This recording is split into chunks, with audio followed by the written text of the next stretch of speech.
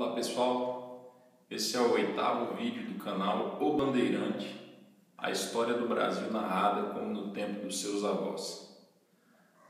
Nos últimos vídeos, no último vídeo, nós fizemos a leitura de um conto de Olavo Bilac chamado Pátria. É o segundo vídeo desse tipo e o objetivo desse vídeo é nada mais, nada menos do que chamar a atenção das pessoas para esse tema, que é o amor à pátria, né? Um tema muito desprezado nos nossos dias. Bem, no vídeo anterior a este que eu acabei de mencionar, nós começamos a falar da dinastia de Borgonha, um período que vai do surgimento, da formação do Reino de Portugal até aproximadamente o final do século XIV. Muito bem, no vídeo passado, nesse vídeo, no primeiro vídeo, primeira parte sobre a dinastia de Borgonha, tratamos dos primeiros 3 reis da dinastia de Borgonha e hoje vamos tratar dos últimos 6.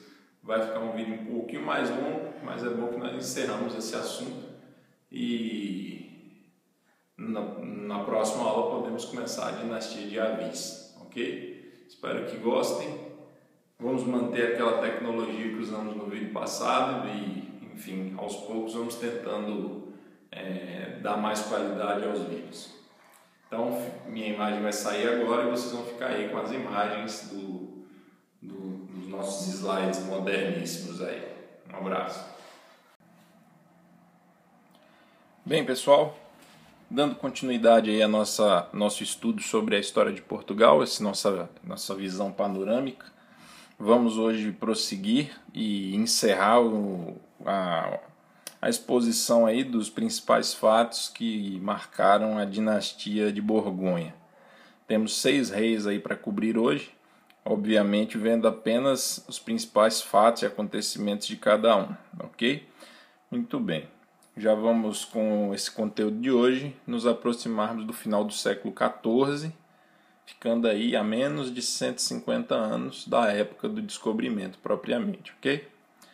Muito bem, o 4º rei da dinastia de Borgonha, Dom Sancho II, o Capelo, que governou entre 1223 e 1248, como todos os reis dessa dinastia de Borgonha, continuou a expansão territorial do Reino de Portugal na disputa de terras junto aos mouros. Então, isso é uma marca de todos os reis praticamente, uns conquistando mais território, outros conquistando menos, mas todos tinham aí pela frente esse desafio de lutar contra os mouros. Muito bem. Além disso, num dos reis da aula passada nós falamos que havia um conflito, um dissídio, digamos assim, alguns dissídios entre o clero, certos fidalgos e a Santa Sé. Esses problemas continuam no reinado de Dom Sancho II, vai levar a Santa Sé a intervir no reino de Portugal, resolvendo a questão com a instauração da regência do infante Dom Afonso, que era irmão do rei. Ele era irmão do rei, e como o rei não conseguia lidar com os problemas ali envolvendo essas questões envolvendo esses fidalgos e esses eclesiásticos, a solução encontrada pela Santa Sé foi antecipar o governo de Dom Afonso e estabelecer uma regência, que seria aí um governo provisório, Muito bem. Dom Afonso vai ser, então, o sucessor de Dom Sancho II, e Dom Afonso vai ficar conhecido como Dom Afonso III o Bolonhês, que governa entre 1248 e 1279. O Algarve foi anexado definitivamente durante o reinado de Dom Afonso III. Então, lá na carta de Pero Vaz de Caminha, para quem já ouviu, aparece essa expressão, Algarve, o reino de Portugal e Algarve. Algarve é uma região aí que fica, digamos assim, a sudoeste da Península Ibérica e foi anexada definitivamente depois de muitas disputas, tanto entre cristãos e mouros, quanto entre os cristãos, principalmente entre o Reino de Portugal e o Reino de Castela. Muito bem.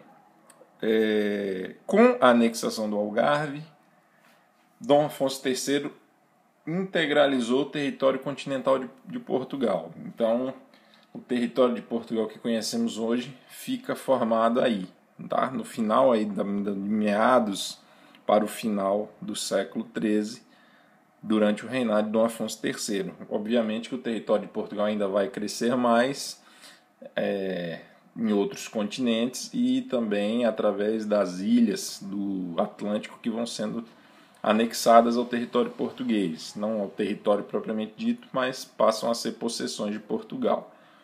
Então, a Ilha da Madeira, Cabo Verde, São Tomé e Príncipe e outras. Muito bem.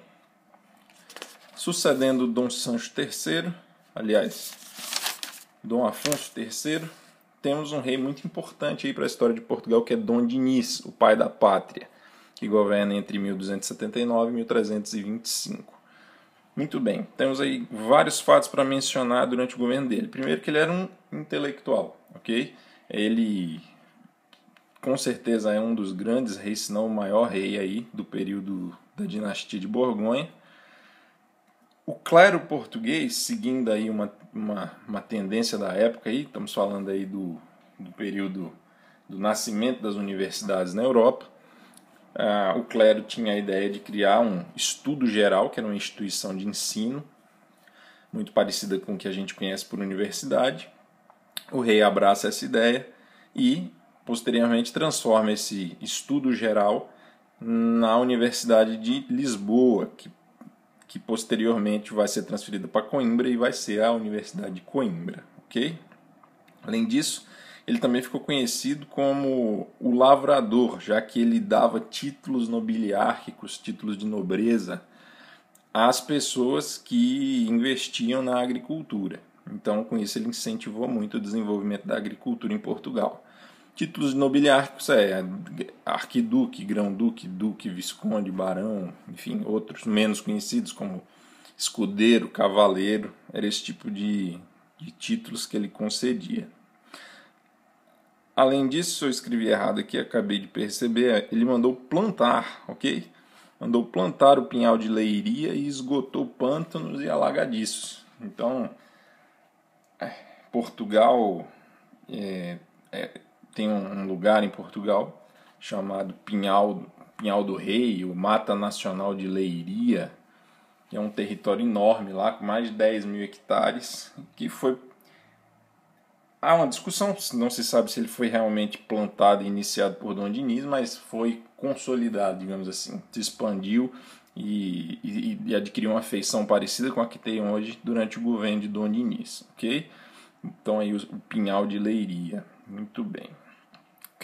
Ele elaborou leis positivas que fomentaram o povoamento, o melhor aproveitamento das terras, atenção aqui, as atividades navais, muito importante isso aqui, por razões óbvias, e o comércio nas feiras, ok? Além disso, a Ordem do Nosso Senhor Jesus Cristo, muito conhecida, muito famosa, que durou muito tempo, foi fundada no seu reinado, ok? Era poeta e, de quebra, né, a Dona Isabel de Aragão, que era a esposa dele, por conta de suas virtudes, foi chamada simplesmente de Rainha Santa. Então, não bastava o cara ter feito tudo isso, um intelectual, um poeta, um grande rei, ele tinha que ter, né, talvez até naturalmente, uma esposa virtuosa e que ficou conhecida como Rainha Santa. Muito bem. Passamos então para o próximo rei, Dom Afonso IV, o Bravo, 1325 a 1357. Continua a luta contra os mouros, porém dessa vez em auxílio ao genro, tá ok? Então o genro do Dom Afonso IV era o rei de Castela, normal, isso não tem nada de mais nisso, né? As uniões entre as famílias ali era muito normal. E vencem ambos juntos, um auxiliando o outro, vencem os mouros na Batalha do Salado, em 1340. Muito bem, um fato interessante que aconteceu aqui no reinado de Dom Afonso IV foi o seguinte: o filho dele, o infante Dom Pedro, se casou, fez um casamento secreto com uma senhora chamada Dona Inês de Castro. Muito bem. Ela foi assassinada com autorização de Dom Afonso IV por alguns fidalgos que estavam receosos de que esse casamento futuramente desse muito poder aos parentes da futura rainha. Então, procurando evitar aí que os familiares de Dona Inês de Castro adquirissem muito poder, esses fidalgos, com o apoio do rei, o pai do infante Dom Pedro, assassinaram a Dona Inês de Castro. Muito bem, o fato é tão marcante que Camões narra o episódio. Lá nos Lusíadas ele diz assim: o caso triste e digno da memória que do sepulcro os homens desenterra. Aconteceu da mísera e mesquinha que depois de ser morta foi rainha. Já que Dom Pedro chega ao poder e ficou conhecido pelo cognome, digamos assim, pelo título, né? O Justiceiro. Então, os 10 anos de reinado de Dom Pedro I, da dinastia de Borgonha, ok? Muito tempo antes aí do nosso Dom Pedro I. Ele tem como marca do seu reinado uma vingança muito terrível contra esses fidalgos que estavam envolvidos na morte da sua ex-esposa, que nós acabamos de falar, e por consequência, seu reinado foi marcado também por uma severidade muito grande contra ladrões, adúlteros e assassinos, ok? Muito bem. Chegamos agora em Dom Fernando I, o Formoso, último rei da dinastia de Borgonha. Governou entre 1367 e 1383. Muito bem. Muitos fatos aí também para mencionar, vamos falá-los rapidamente. Publicou excelentes leis, como a das Sesmarias, muito conhecida aqui, né, na nossa história. Era uma lei que tinha a finalidade de aproveitar melhor as terras abandonadas. Muito bem. Atenção também aqui, tomou medidas favoráveis à expansão naval, né? Então, isso aqui vai ser muito, muito, muito marcante na história de Portugal. É o segundo rei aí que nós vemos trabalhando nessa questão. Deu início à aliança com a Inglaterra. Em 1808, chegaremos lá um dia, fugindo ou esquivando-se de se submeter totalmente a Napoleão, Dom João VI transfere a sede do Reino de Portugal, do Império Português, melhor dizendo, para o Rio de Janeiro com o auxílio da Inglaterra. Essa aliança com a Inglaterra surgiu lá atrás no governo de Dom Fernando I aqui, o último rei da dinastia de Borgonha, ok? Ele envolveu-se em 3 guerras com Castela, e isso é importante mencionar porque ele se casou com Dona Leonor Teles, e ela era casada, e ele conseguiu anular o casamento anterior dela. Então o que aconteceu? A imagem pública dele ficou muito prejudicada por conta desse casamento com essa senhora Dona Leonor Teles. Os portugueses, quando da morte então de Dom Fernando I, não vão aceitar a regência da rainha, que estava viúva, em nome da filha, a infanta Dona Beatriz. Por quê? Porque essa Dona Beatriz estava casada com o rei de Castela, Dom João I. Então o que acontece?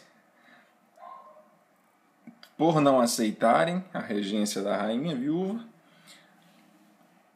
essa insatisfação gera uma revolta, e essa revolta vai aclamar como defensor e regedor dos reinos de Portugal e do Algarve o mestre da Ordem de Aves, Dom João, filho bastardo de Dom Pedro I, aquele rei anterior lá que a gente falou.